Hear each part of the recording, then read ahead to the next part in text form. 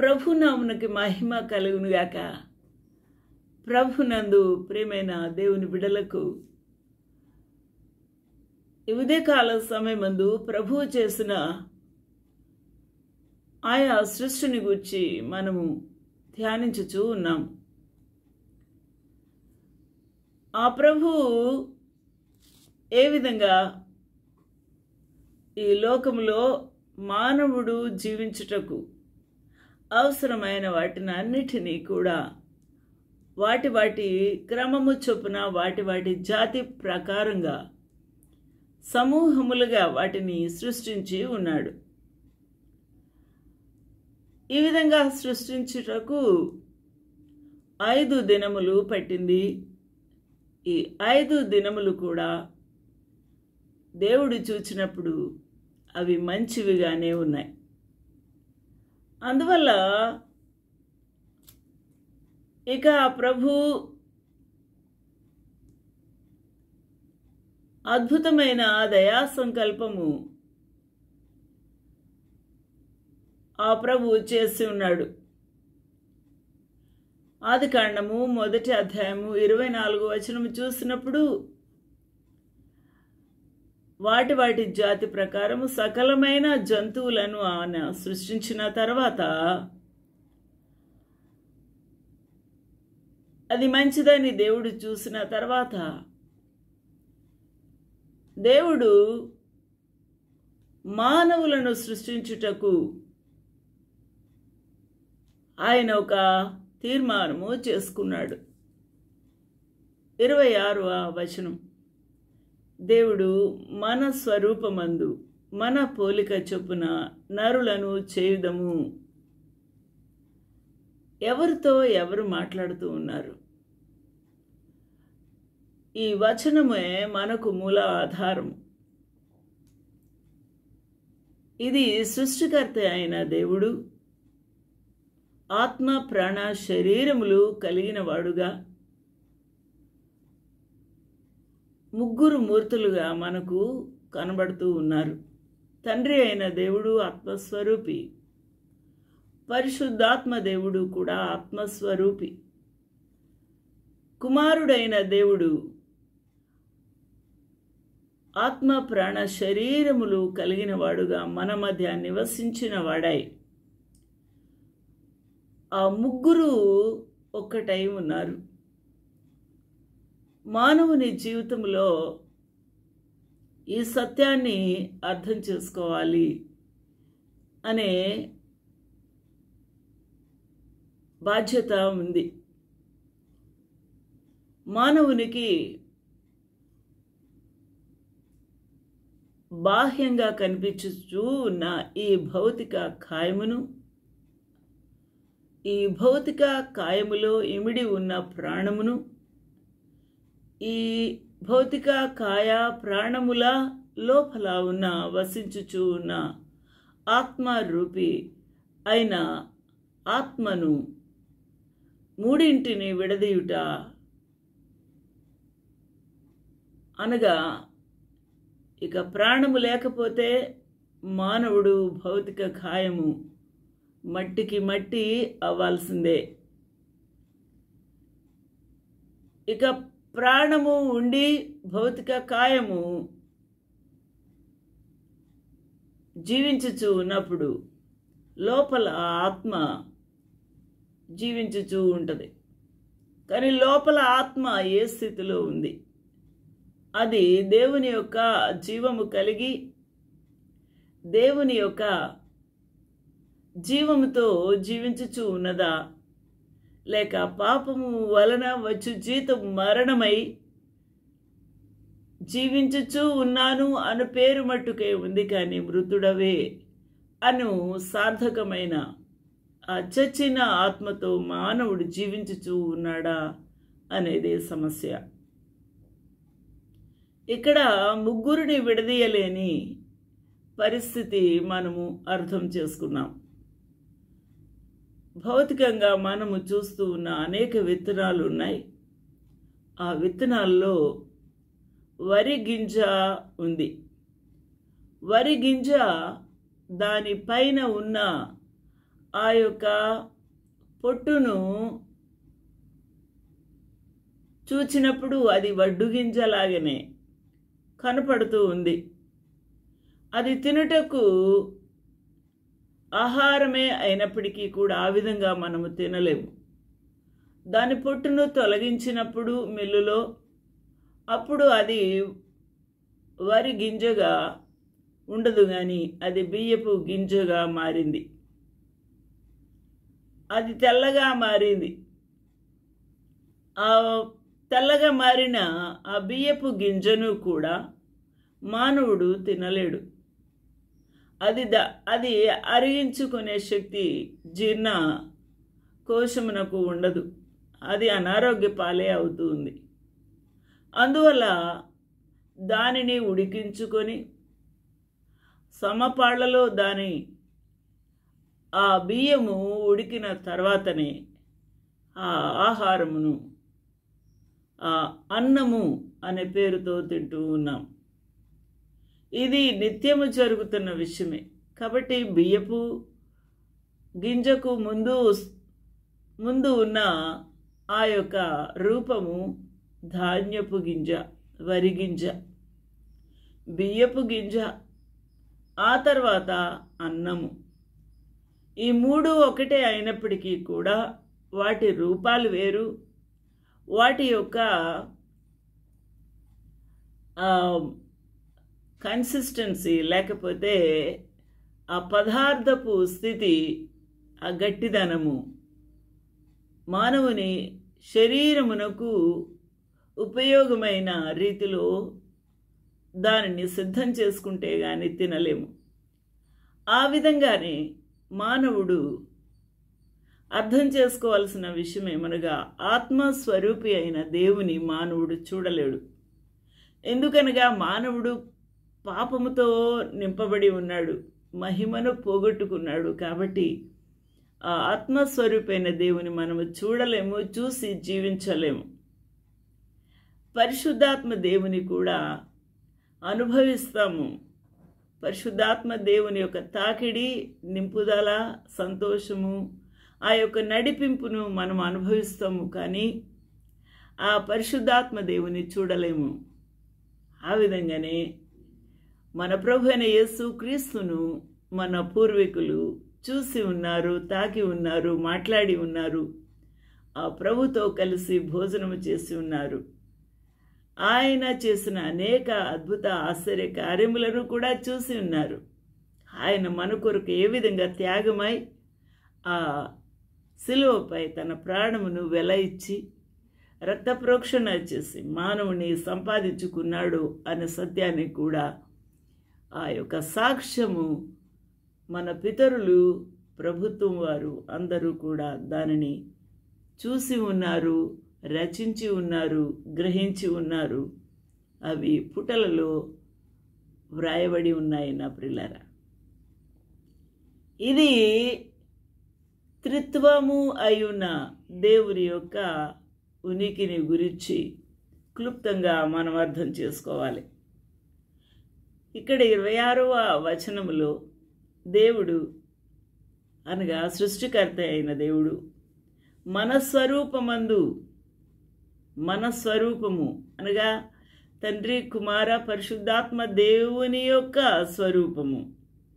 స్వరూపమందు మన పోలిక చొప్పున నరులను చేయుదము అని వారు సంభాషించుచూ ఉన్నట్టుగా మనకు అర్థమవుతూ ఉంది. ఇది ఎవరు చూసి ఉండలేరు, చూసి ఉండలేదు, చూడలేరు కూడా. కాబట్టి వీరు ఎందుకు చేయుదము అని తండ్రి, కుమార, పరిశుద్ధాత్మ దేవుడు నిర్ణయించుకున్నారు అనగా, వారితో ఆ ప్రభు సహవాసము చేయుటకు, వారితో సంతోషించుటకు, వారిని ఆయనతో కలిసి సహవాసము చేసి ఆయన సృష్టించిన సృష్టి అంతటినీ కూడా వారు ఏలుటకు మానవుని చేసి ఉన్నారు. అందుకనే వారికి ఆహారం గురించి కూడా వెంటనే ఆలోచన చేస్తూ ఉన్నాడు. వారు సముద్రపు చేపలను, ఆకాశ పక్షులను, పశువులను, సమస్త భూమి మీద ప్రాకు ప్రతి జంతువులను ఏలుదురుగాక అని పలికెను. మనము సృష్టి అంతటి గురించి ధ్యానం చేస్తూ ఉన్నప్పుడు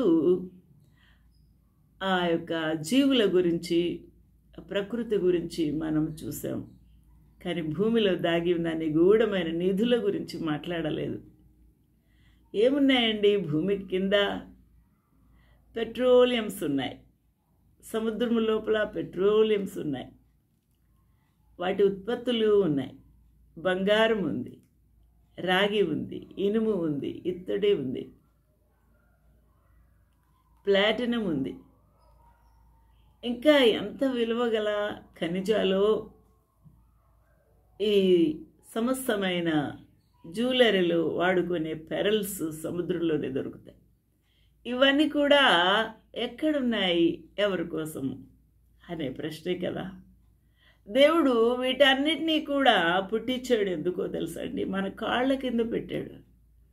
వాటిని సంపాదించుకోవడానికి అనేక రకాల పాపాలు చేసి మన యొక్క లిస్టులో, మన ఖాతాలో నింపుకుంటూ ఉన్నాం. ఇది బుద్ధిహీనత. నా ప్రభు ముందుగానే మన జీవితం ఎరిగిన వాడై మనకు సమృద్ధి అయిన వాటిని మన కాళ్ళ కింద భూమిలో ఉంచి ఉన్నాడు.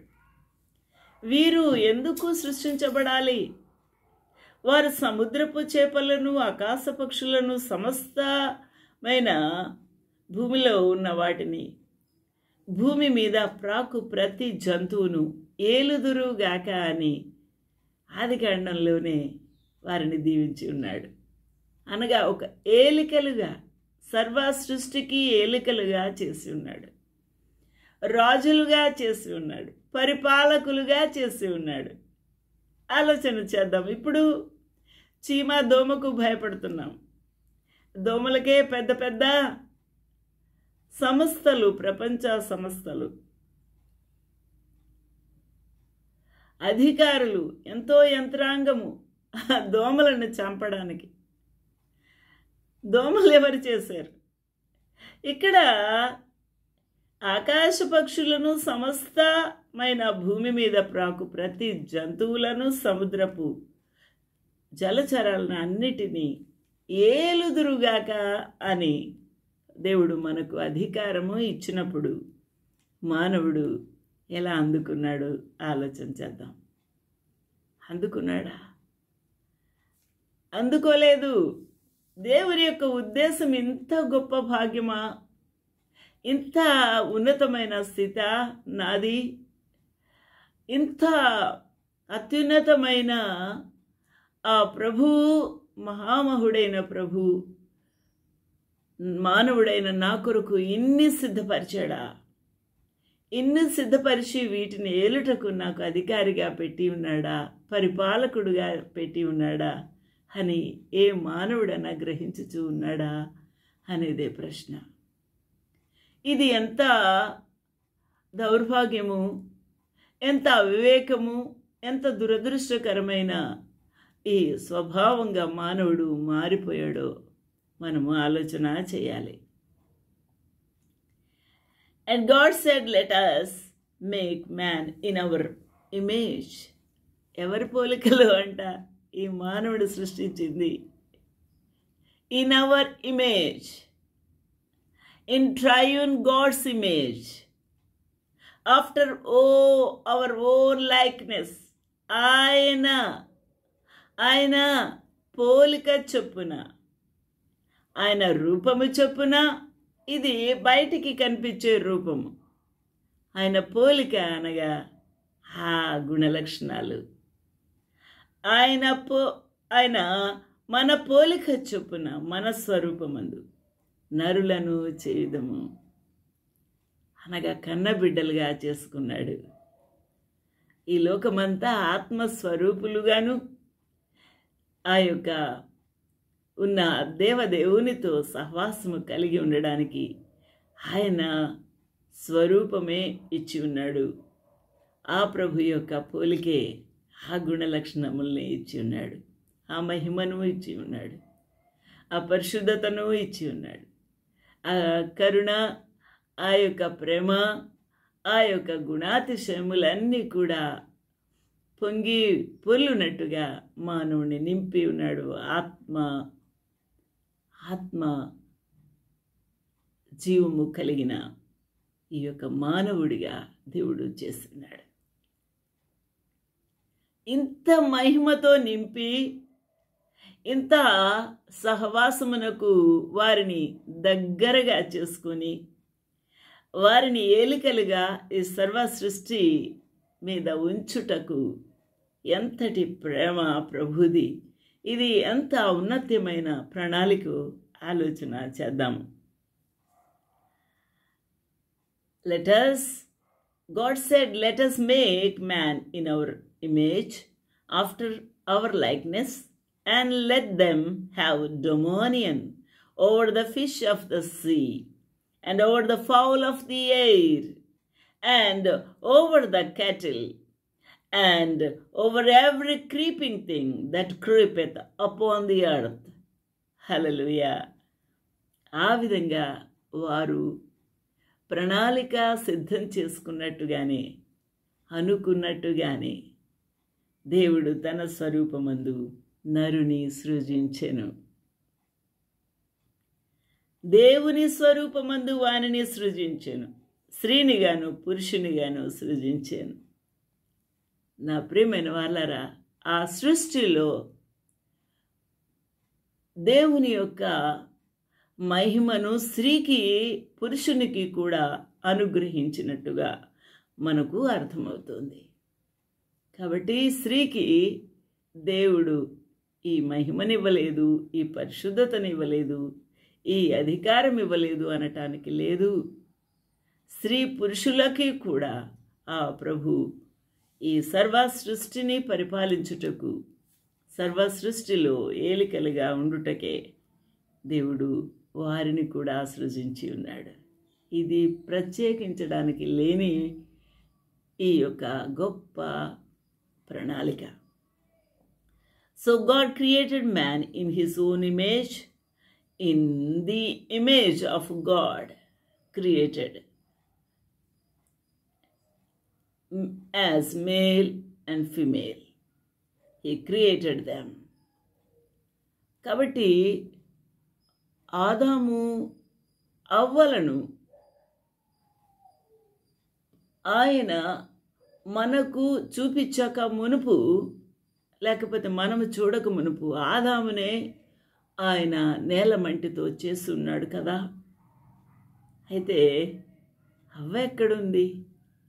అవ్వ కూడా నేలమంటితో చేయవచ్చు కదా. అవ్వను ఏ విధంగా చేస్తున్నాడు? ఆదాముకు గాఢ నిద్ర కలగచేసి పక్కటెముకలో నుంచి కదా అవ్వను తీసి ఉన్నాడు. అనగా స్త్రీనిగాను పురుషునిగాను చేసినప్పుడు, సృష్టించినప్పుడు ఆదాము అవ్వ ఏ విధంగా మనము బయట చూస్తున్నామో ఆ విధంగానే ఆదాములోనే అవ్వ కూడా ఉంది. ఎంత ఇది mysterious creation of the lord and ఆయన ప్రణాళిక అయి ఉన్నది. ఆలోచన చేద్దాం. ఇక్కడ మనము దేవుడు ఆ విధంగా ప్రణాళిక వేసి వారిని సృష్టించి ఉంటున్నాడు. దేవుడు వారిని ఆశీర్వదించి ఉన్నాడు. ఈ యొక్క సత్యాన్ని మనము చూస్తూ ఉన్నప్పుడు ఆదికాండంలో 2:4 మొత్తము భూమి యొక్క ఉత్పత్తి క్రమమంతా చేసిన తర్వాతనే దేవుడు ఏదైనా తోటలో ఆ యొక్క ఏదైనా తోటను నాటిన తర్వాత ఆయన చూసిన విషయము ఆదికాండము 2:5, అది వరకు పొలమందలి ఏ పొదయు భూమి మీద ఉండలేదు, పొదలు ఏమీ లేవు, అనగా ముళ్ళ తుప్పలు లేవు, ఎటువంటివి లేవు, పొలమందలి ఏ చెట్టును మొలవలేదు. ఇంకా ఏలైనగా దేవుడైన యెహోవా భూమి మీద వాన కురిపించలేదు. వాన కురిపించిన తర్వాతనే భూమి వాటి వాటి జాతి ప్రకారము సకలమైన ఆ యొక్క గడ్డిని, పండ్ల విత్తనములు గల చెట్ల అన్నిటినీ పుట్టించి ఉన్నది. కాబట్టి దేవుడైన యెహోవా భూమి మీద వాన కురిపించిన తర్వాతే ఆ యొక్క భూమి తన పని మొదలుపెట్టింది. ఎందుకు దేవుడు ఇంకా వాన కురిపించలేదు? ఆలోచన చేస్తే అప్పటికి ఇంకా ఆయన నరుని పుట్టించలేదు. కాబట్టి నరుని పుట్టిద్దాము అని తమలో తాము మాట్లాడుకున్న తర్వాత, అనుకున్న తర్వాత అప్పుడు దేవుడు వాన కురిపించి ఉన్నాడు. ఎలాగా? And every plant of the field before it was in the earth, and every herb of field before it grew, for the Lord God had not caused it to rain upon the earth, and there was not a man to till the ground. ఇంకా భూమిని సేద్యము చేయుటకు మానవుడు కావాలి కాబట్టి ఇంకా వాన కురిపించలేదు.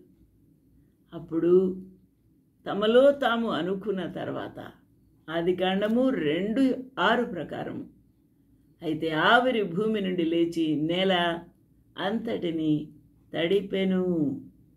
ఈ క్రమము మనం ఇప్పుడు చూస్తూ ఉన్నాం. ఈ విధంగా తడిపిన తర్వాతే భూమి అంతా కూడా మెత్తన చేయబడింది. అప్పుడు భూమి తన ఆజ్ఞ చొప్పున తన ఆయా జాతి మొక్కలను, చెట్లను పుట్టించింది. But there went up a mist from the earth and watered the whole face of the ground. ఎంతండి, ఎంత ఈ భూమి అంతా కూడా ఆవిరితో నేల అంతటినీ కూడా తడిపింది అని వ్రాయబడి ఉంది.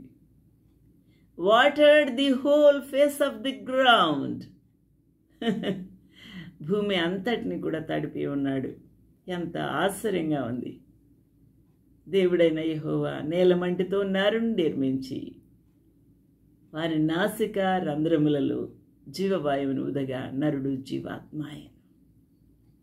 నరుని దేవుని రూపములోను దేవుని పోలికలోను ఆయన వాని నాసికారంధ్రములలో జీవవాయువును ఊదగా ఆ జీవాత్మ కలిగిన నరుడుగా ఆయను. కాబట్టి మానవుని వద్ద ఉన్న ఆ స్వరూపము ఎవరిది? ఆ పోలిక ఎవరిది? ఈ ఊపిరి ఎవరిది అని నువ్వు ప్రశ్న వేయవలసిన అవసరం లేదు. ఎందుకనగా నీవు వాటిని అనుభవిస్తూ ఉన్నావు, వాటిని కలిగి ఉన్నావు. నీ జ్ఞానమునకు అందకపోతే దేవుని లేఖనాలు తరిచి వెదికి తెలుసుకోవలసిన దానవై వాడవై ఉన్నావు. And the Lord God formed man of the dust of the ground and breathed into his nostrils the breath of life, and man became a living soul. అప్పటి వరకు మట్టి ముద్ద, ఆయన చేతిలో మట్టి ముద్ద. నేలమంటిని తడిపి ఆ మట్టిని తీసుకొని దానిని పిసికి ఆ యొక్క మట్టి ముద్దకు ఆయన రూపము ఇచ్చి ఆయన పోలిక దానిలో ఇమిడించి హూ అని జీవవాయువును ఊదగా నరుడు జీవాత్మ అయ్యెను. ఆలోచన చేద్దాము. నరుడు జీవాత్మ ఆయను. And man became a living soul. A living soul. The Lord God formed man out of the dust of the ground. He must understand. Man should understand he is none other than dust, and he formed by the mighty created in his own image, in his likeness, with his breath. అంతకన్నా మించి నీలో గొప్పతనం ఏమీ లేదు. మట్టి ముద్ద మానవుడు, మట్టి ముద్ద. అందువలనే కదా సకల ఐశ్వర్యము కలిగిన ఐశ్వర్యవంతుడు చచ్చినా సరే మట్టికి మట్టి వేస్తున్నారు, దుమ్ముకు ధూళిగా చేస్తూ ఆ యొక్క నేలకు అప్పగిస్తూ ఉన్నారు. అది సమాధి అయినా కాల్చిన ఆ యొక్క గోదావరిలో లేకపోతే ఏ నీటిలో పడేసినా ఏమైనా మట్టికి మట్టే. అంతకన్నా గొప్పతనము మానవునికి ఏమీ లేదు. ఆలోచన చేద్దాం. ఇది దేవుని యొక్క అద్భుతమైన ప్రణాళిక, అద్భుతమైన ప్రణాళిక. ఆయన స్వరూపము కలిగిన మానవుడా, ఆయన రూపము కలిగిన మానవుడా, ఆయన లైక్నెస్ పోలికలో ఉన్నవాడా, ఆయన జీవ ఊపిరి కలిగి జీవించుచు ఉన్నవాడా, నీవు నీ ఆయుష్ ఏపాటిది, నీ జ్ఞానము ఏపాటిది, నీ శక్తి బలము ఏపాటిది? కేవలము డస్ట్. ఇంత మట్టి ముద్దకు ఇంత జ్ఞానము సకల ఐశ్వర్యములు ఇచ్చి నిన్ను ఈ సర్వ సృష్టి మీద ఏలికగా చేసి నీకు అన్నీ అనుగ్రహిస్తే నీవు రివోల్ట్ అవుతున్నావు, నీవు దేవుని మీద తిరగబడుతూ ఉన్నావు, ఆయనకు వీపు చూపిస్తూ ఉన్నావు. ఆలోచన చేద్దాము. మానవుని జీవితము ఏ విధంగా ఉంది ఆలోచన చేద్దాం. దేవునికి కృతజ్ఞుడవాయ్ ఆయన్ని స్తుతించుటకు ఆరాధించుటకు ఇష్టపడతావా? ఆలోచన చేద్దాం. ఈ ఉదయకాల సమయం ముందు మానవుని సృష్టించి ఏదేను తోటలో ఉంచి ఆ ఏదేను తోటలో ఆ ప్రభు దానిని సేద్యము చేయుటకు ఆ నరుని దానిలో ఉంచెను. ఆదికాండము 2:8. దేవుడైన యెహోవా తూర్పున ఏదేనులో ఒక తోట వేసి. ఎవరు వేశారు? దేవుడే వేశాడు. ఎవరి కోసము? ఆదామవ్వల కోసం. ఆ ప్రభు సహవాసము చేయుటకు దేవుడైన యెహోవా తూర్పున ఏదేనులో ఒక తోట వేసి తాను నిర్మించిన నరుని దానిలో ఉంచెను. హల్లెలూయా. దేవునికి మహిమ కలుగును గాక. ఏ తోట అండి అది? దేవుడు మానవునికి ఇచ్చిన తోట.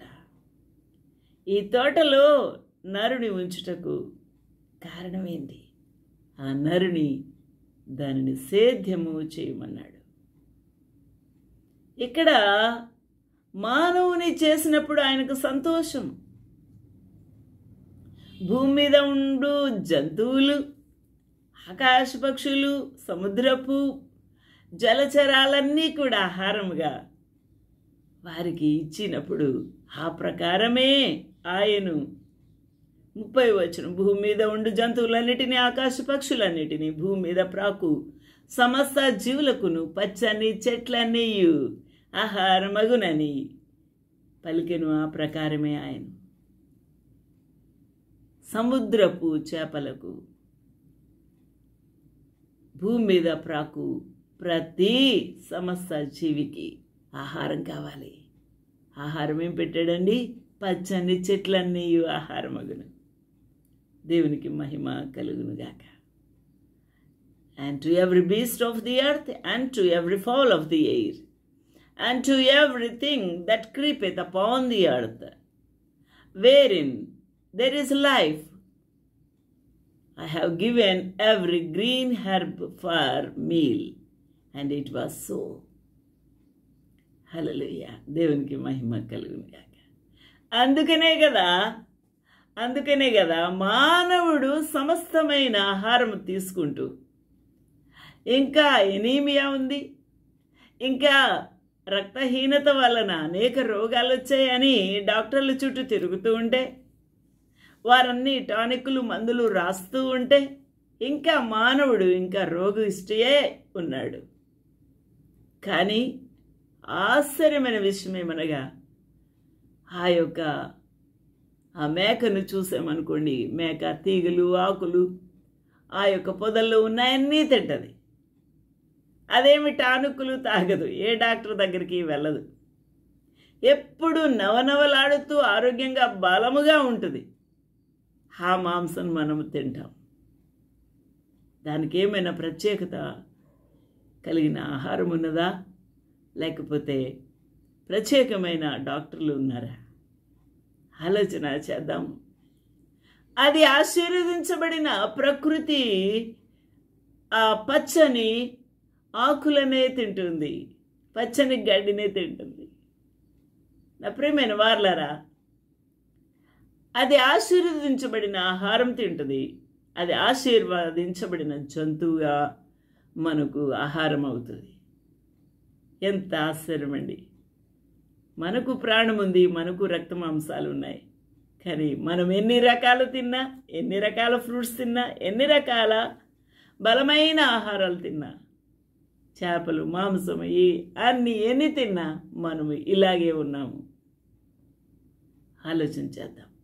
మానవుడు శాపగ్రస్తమైపోయాడు కాబట్టి, మానవుడు పాపమైపోయాడు కాబట్టి, పాపముతో నింపబడ్డాడు కాబట్టి, కుళ్ళు కుషిద్దాలు క్రూరమైన హృదయం కలిగి ఉన్నాడు కాబట్టి ఏది తిన్నా కూడా ఆశీర్వాదకరంగా లేదు. ఆలోచన చేద్దాం. ఈరోజున సమస్తమైన ఆకులు చెట్లు అన్నీ కూడా ఆ క్రీచర్స్కి అనగా ప్రాణులకు ఆహారముగా దేవుడు పెట్టి ఉన్నాడు. 6వ దినమున సర్వ సృష్టిని ఏలుటకు మానవుని సృజించి ఉన్నాడు. దేవునికి మహిమ కలుగునుగాక. ఎంత గొప్ప దేవుడండి! ఆయన ఏదైనా సృష్టించాడు అనంటే ఒక ఉద్దేశం లేకుండా, ఒక ప్రణాళిక లేకుండా, ఆ మానవుడికి కావలసిన వసతి ఏర్పాటు లేకుండా ఆయన మానవుని సృష్టించలేదు. ఆలోచన చేద్దాం. భూమి మీద సమస్తమైన ప్రాణులను ఏలుదురుగా కానీ ప్రభు పలికినట్టుగానే ఆ అధికారము దేవుడు మనకిచ్చి ఉన్నాడు. హల్లెలూయా! ఎంత గొప్ప దేవుడు! ఇటు దేవునికి నువ్వు మనసారా కృతజ్ఞతాస్తుతులు చెల్లిస్తూ ఆయన్ని పూజించుతూ ఉన్నావా? ఆయన స్తుతిస్తూ ఉన్నావా? ఆయన కొనియాడుతూ ఉన్నావా? ఆయనకు నీ హృదయం అంతా అప్పగించి దేవుని మహిమపరుస్తూ ఉన్నావా? ఆలోచన చేద్దాం. ప్రభు మనల్ని అట్టి బిడ్డలుగా సిద్ధం చేయనుగాక.